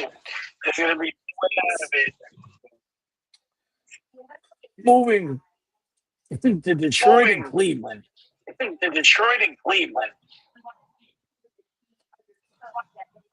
Raj, is it fair to say that James Harden is the biggest choke artist in NBA history?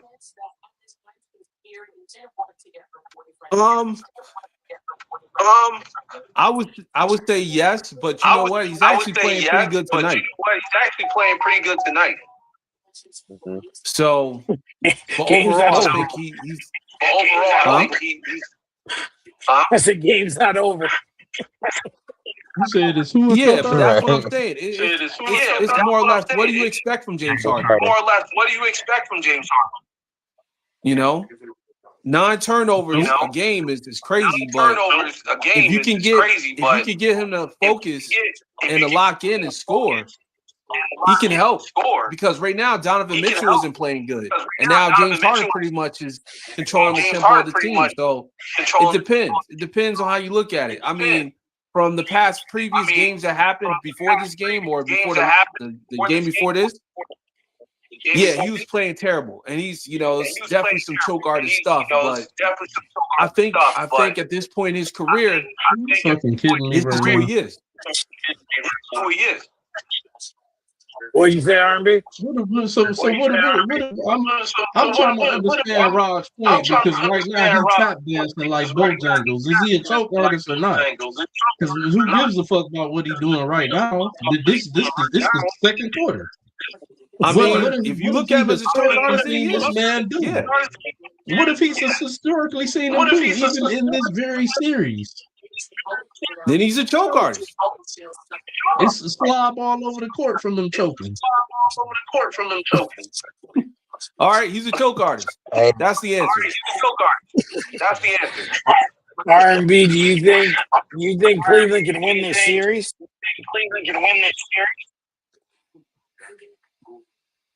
I'll be honest with you. I do think Cleveland can win this series. I think that Cleveland has more talent than the Detroit Pistons to win this series. But I don't think that they're going to win it. I think the Pistons are going to the Eastern Conference Finals to play the Knicks. Because Cleveland, for whatever reason,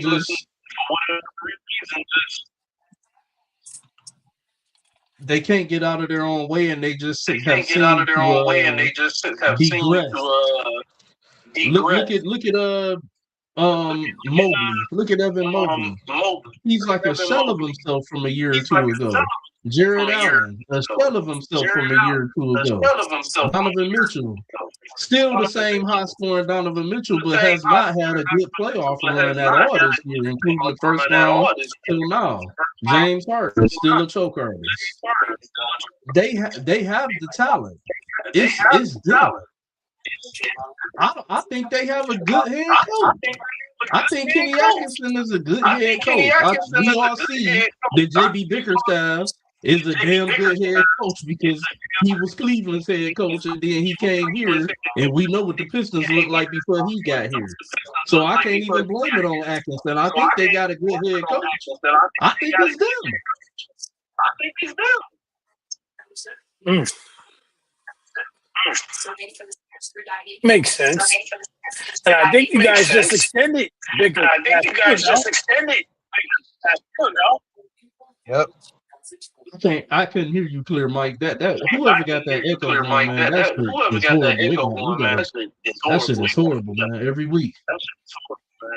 Yeah, I don't know. It wasn't there before. Because I tried to go out, come back in, and it's just not going away. I said, didn't you guys just extend Bickerstaff? Yeah, legit. JB Bickerstaff last year, yeah, that was his first year. No, he said he got a contract after we beat Orlando in the first round. Yeah. I think he signed an extension. Oh yeah. I think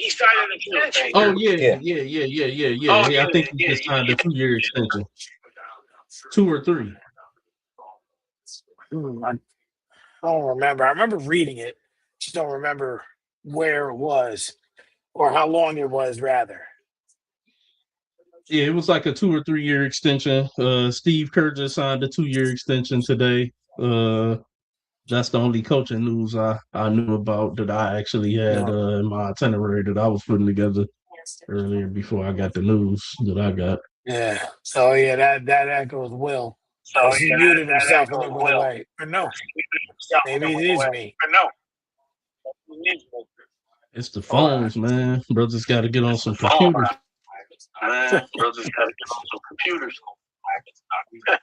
Yeah, I don't know. Well, what's your thoughts so far on how Detroit's playing this series? I think they're doing exactly what I thought they were going to do. Cleveland is exactly who we thought they were. James Harden, to paraphrase Jay-Z, he got a one good game every 10 game average when it comes to the playoffs. And that's exactly what he's been doing. Raj was saying that he's playing well right now. That's cool. I'll wait until the fourth quarter, you know what I mean, and see what that looked like then. But Cleveland never scared me. I had the Pistons in 6 to begin with. I echo what Ryan was saying. Like, I feel like Cleveland is the more talented team, but they just don't scare me. I don't feel like the pieces on that team, you know what I mean, don't necessarily fit together the way that they need them to. I think they were hoping that James Harden, in more of a secondary role, would, you know what I mean, kind of, I guess maybe not choke because he's not the man or the face or whatever the case may be, but we saw it in Philly when he was with Embiid. You know what I'm saying? Like, we saw it that game 7 when he was in Brooklyn. He just wherever he go, you know what I mean, ball in hand, off ball, second best guy, third best guy, whatever. He just don't. He ain't built for the playoffs, man. So series is exactly kind of where I thought it would be. We damn near can do a list on James Harden's most horrendous choke jobs in the playoffs. Like his top 10 choke jobs in the playoffs, I feel like we could do a list on that shit. Remember I told y'all when we was doing our shoot guard list, and I'm like, man, he almost didn't make my list because of his, annual playoff failures. Like, in a vacuum is other players that I think he's better than if we were just talking about the regular season, but the playoffs matter, especially when you one of them guys. You was an league MVP. So, like, you get held to a higher standard, man. I can understand having a bad playoff game. I can understand having a bad playoff series. But having a bad playoff career as a Hall of Famer, like, I've never seen that before. I've never seen another Hall of Famer with a whole entire bad playoff career. It's like how Kobe had 8 and 24, and we like marvel at how they were almost identical. You know what I'm saying? 2 separate Hall of Fame careers. He got the opposite of that. He got a Hall of Fame regular season career, and then he got an end of the bitch Euro League playoff career. Like it's crazy.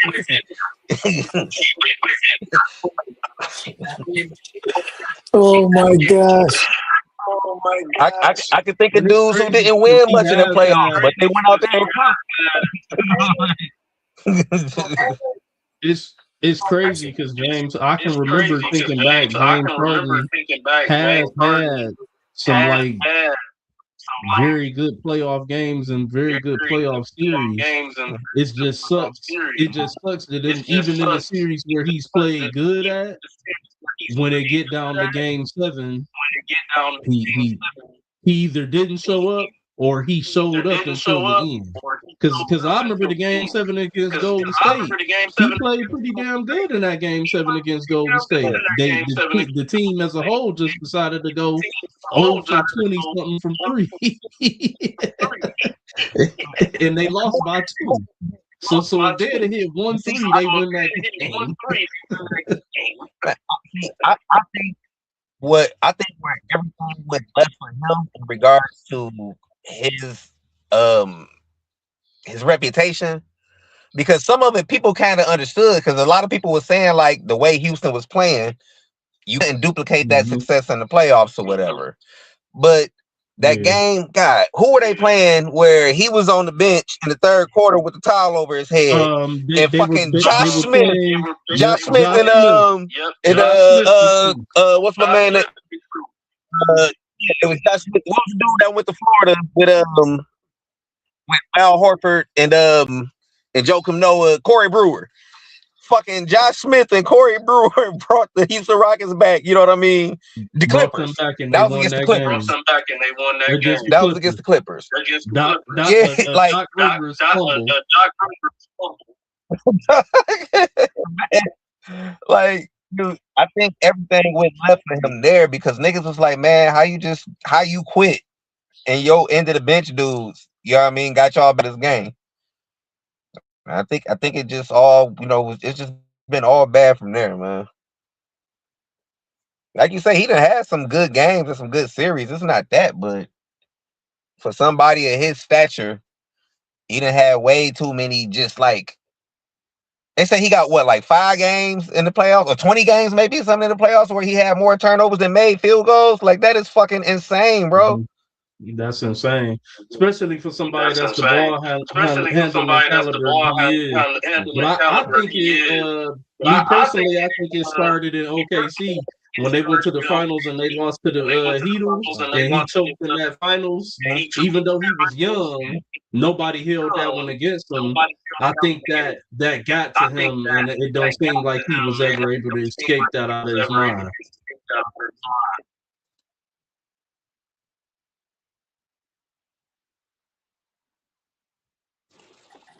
Yeah, nah.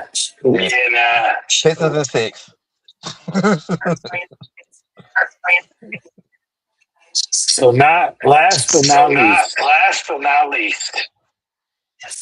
Are the Lakers getting swept tonight?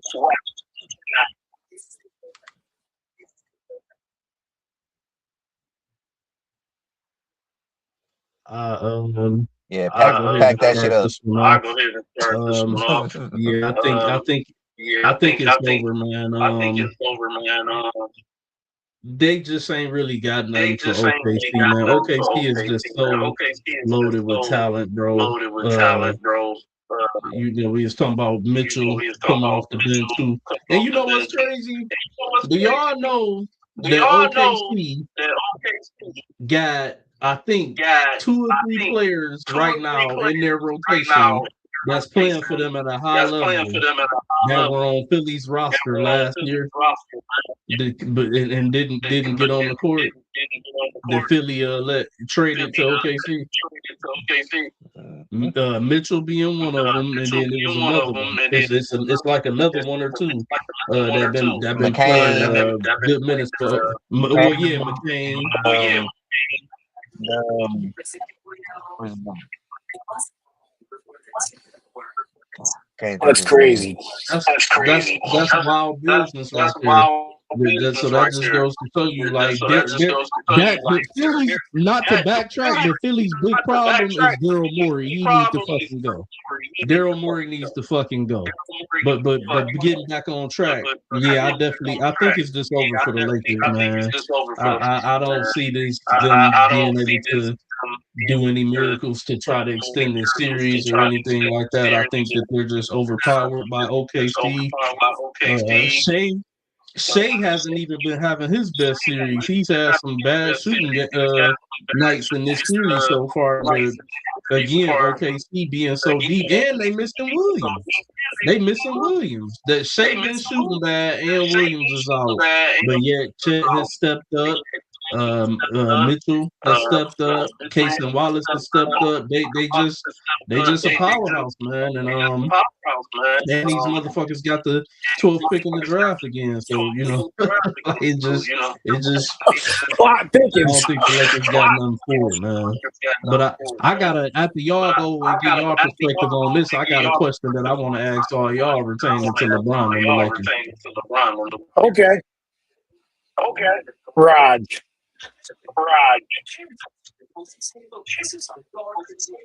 In your opinion, we have not seen a repeat champion. I think it was 7 years, if I'm not mistaken. Correct me if I'm wrong. But I think the last repeat champion that I remember was the Miami Heat. No, Golden State. Golden State? Okay. Golden State with KD. So we haven't seen one since then. Raj, does that trend break this season? I see the Spurs taking it. Okay. So there's no repeat. And what makes you pick the Spurs over the OKC? Just mathematically, they beat them five times this season. So they got their number. Now, to me, it's hard. I equivocate that beating an NFL team 3 times. Meaning, if you face a division rival 2 times in the season or once in the playoffs, it's hard to win 3 times. You believe that San Antonio could beat OKC 9 times? Yeah, they already beat them 5. But those first 5 now aren't important. Well, Now, why wasn't it important this time? I mean, how is it more important this time than last time? because now you're paying for the championship. Well, they got their number. If I know how to beat a team 5 times, then there's a great chance I could beat them in a series. The Brooklyn Nets believed that against the Miami Heat years ago. We've seen how that ended. But those are 2 different things. I don't think anybody expected Brooklyn to beat Miami. Yeah, it's the same point. Nobody picked them. Yeah, the same point. Nobody picked them. But the point I'm making is the Nets wanted the Heat in the playoffs. They beat them 4 times in the season. They believe they could do it. I mean, you're right. You could be right. But they're playing OKC. They're playing different. Well, that's just my opinion. I think that OKC, if there's any team that can beat them, it's the Spurs. You're right. So then, hold on. I lost the question for Will. It's just there and I forgot. I'll say this. I agree with Rob. You just add on if you want. I don't I don't think that Miami and Brooklyn is a apples to apples comparison with San Antonio and OKC. Um, San Antonio had Raj thinking that OKC might be falling off at one point. Remember, they was on a historic pace, and then San Antonio kicked their ass a couple of times. And Rod was asking, was it, you know what I mean, was it problems in OKC? Was, you know what I'm saying? And I think, I think, you know, those Brooklyn games against Miami, I don't think they mattered as much to those Miami Heat teams. OKC and San Antonio, I think they, in their mind, they've been headed towards the Western Conference Finals to see each other all season. So I think every one of them games meant something during the regular season. You know what I mean? And Wemby fucking hate Chet. He can't goddamn stand Chet Holmgren. And every chance he get to show that shit on the court, you know what I mean, and show his ass against them, he does it. I feel like I personally think that San Antonio is the only team that can really give OKC any real problems in these playoffs. I don't think OKC loses to anybody else that may still be out there that, you know what I mean, whether it's Minnesota, God bless them, I love my Pistons. I don't think they're ready for OKC. I don't think the Knicks are ready for them. Cleveland damn sure ain't. Like, so San Antonio, I do believe that they could end up beating them 9 times this year. I don't think that they would sweep them, you know what I mean, like they basically did during the regular season. I believe that, you know, it would absolutely be a, you know, 6-7 game series, but I definitely think that San Antonio can beat them. Having said that though,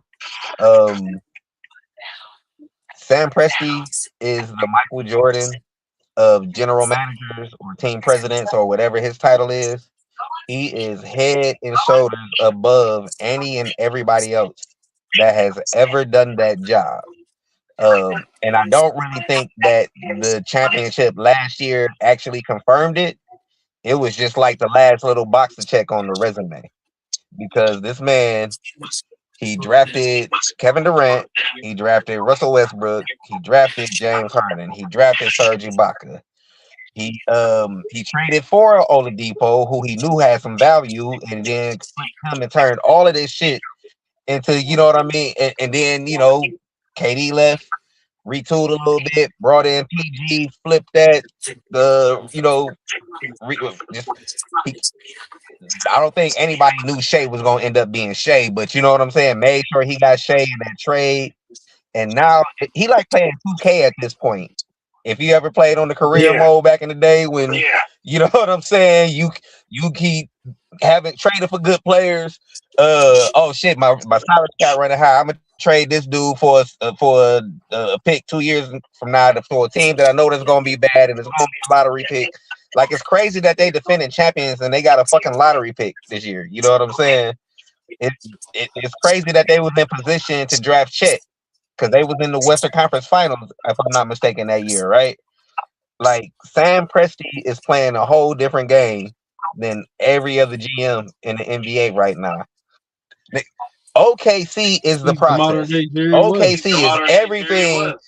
OKC is everything. Shout out to Jerry West too. He probably number 2. But Sam Presti keeps finding and getting and acquiring, and like Jerry West wasn't, you know what I'm saying? Even Jerry West had some down years. When it was supposed to be a down year, when they traded for Chris Paul, they made the playoffs. Like, you know what I mean? Everybody thought that was going to be, you know what I mean, a down year for them. Like, he just keeps finding guys, upgrading, retool. I can't even say retooling, just tooling up. Like I say, OKC is what Philadelphia the process was going to be. He did that shit. You know what I'm saying?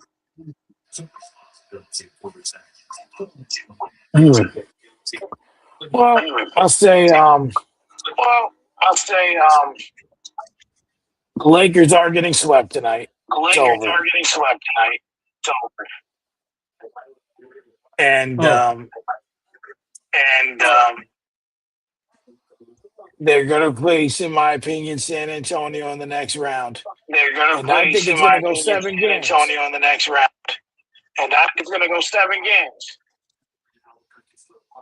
But I believe I got a question for y'all though. Retaining to before you leave the Lakers.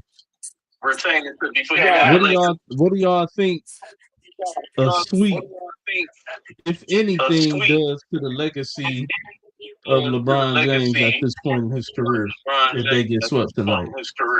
If anything, it's just a question. I'm not saying that it does mean something. I'm just asking, what do y'all think? I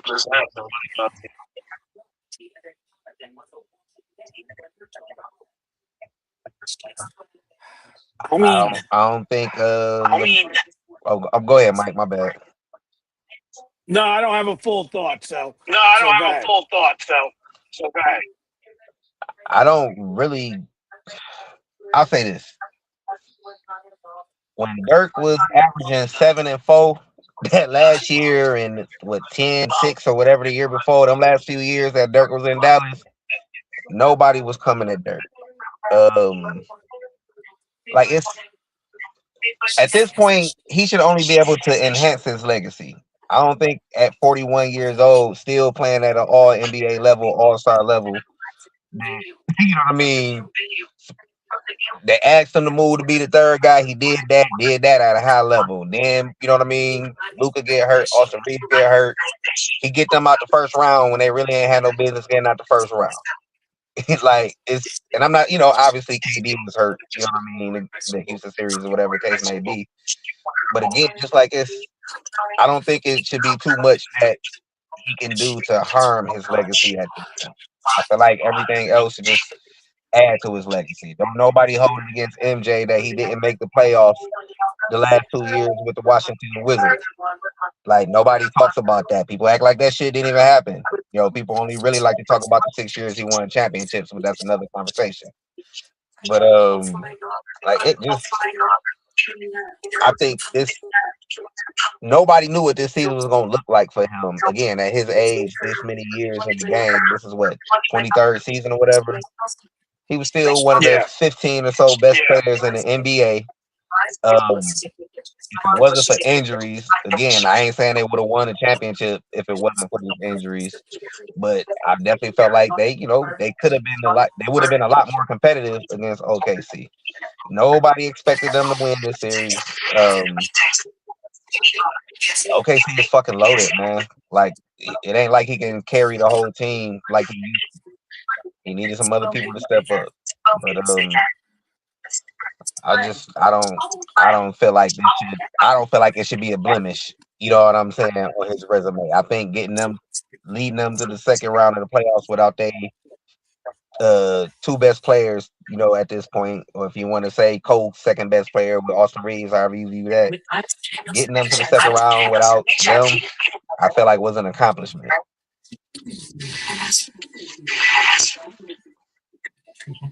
I'll say this. Whether people like it or not, LeBron is one of the greatest players of all time. He's in the top of every category that there can be at or within the top. I don't think it hurts him. To Will's point, he was asked to go to the third guy. He did that, and then he was asked to zone back and be the guy. Guy's still averaging 27, 41 years old. 23 years in the league. He's won 4 rings. People just want to use the length of his to hurt his legacy. I don't think it hurts him. I mean, the realistic idea here is we knew going into the series they weren't going to win it. Could they have won it? Sure. But I just don't think that it really hurts him.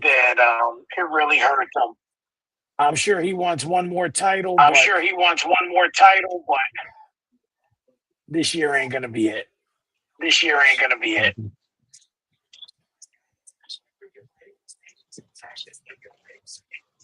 Yeah, I agree with both what they're both saying. I don't think it affects his legacy at all. I don't think it affects his legacy at all.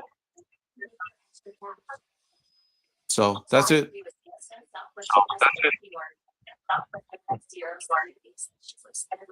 What about you, R&B? You have a take on that question? No, I don't think it affects his legacy. I just wanted to throw it out there to see what y'all thought. See if it was going to be any naysayers. Well, gentlemen, we're at the 2 hour, 5 minute mark. Another good show. Is there anything else you guys wanted to cover before we sign off? One thing, I don't know if y'all touched on this or not before I came in, but hold on, fellas.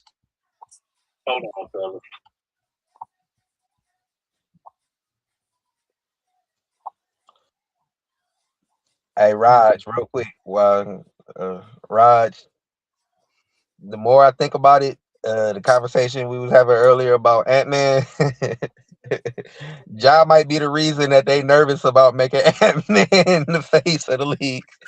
It might be Ja Morant's fault.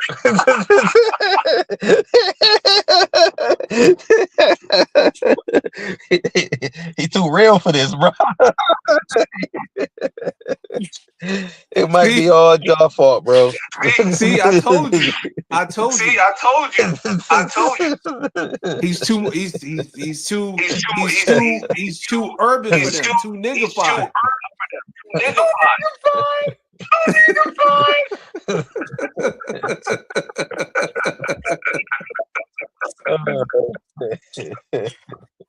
Too niggified is crazy.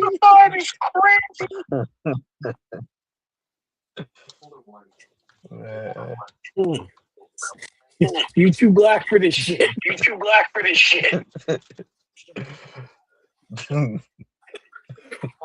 Oh shit, that was good. Never should have gave you niggas money.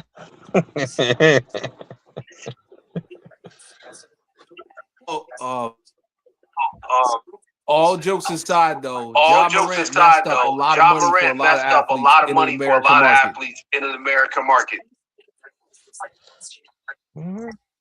Sorry to say that.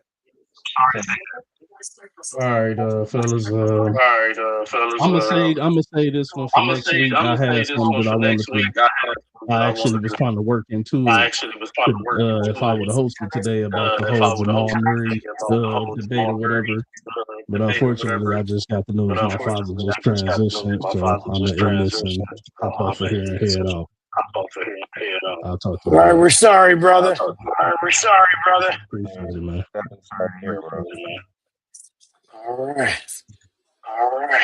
All right, everyone. Everyone try to have a good week. Try to be positive. And we'll be back next week. I don't know. I guess we'll just aim for Monday. And if it changes during the week, it changes. You know, and we'll go from there. Peace. All right, fellas.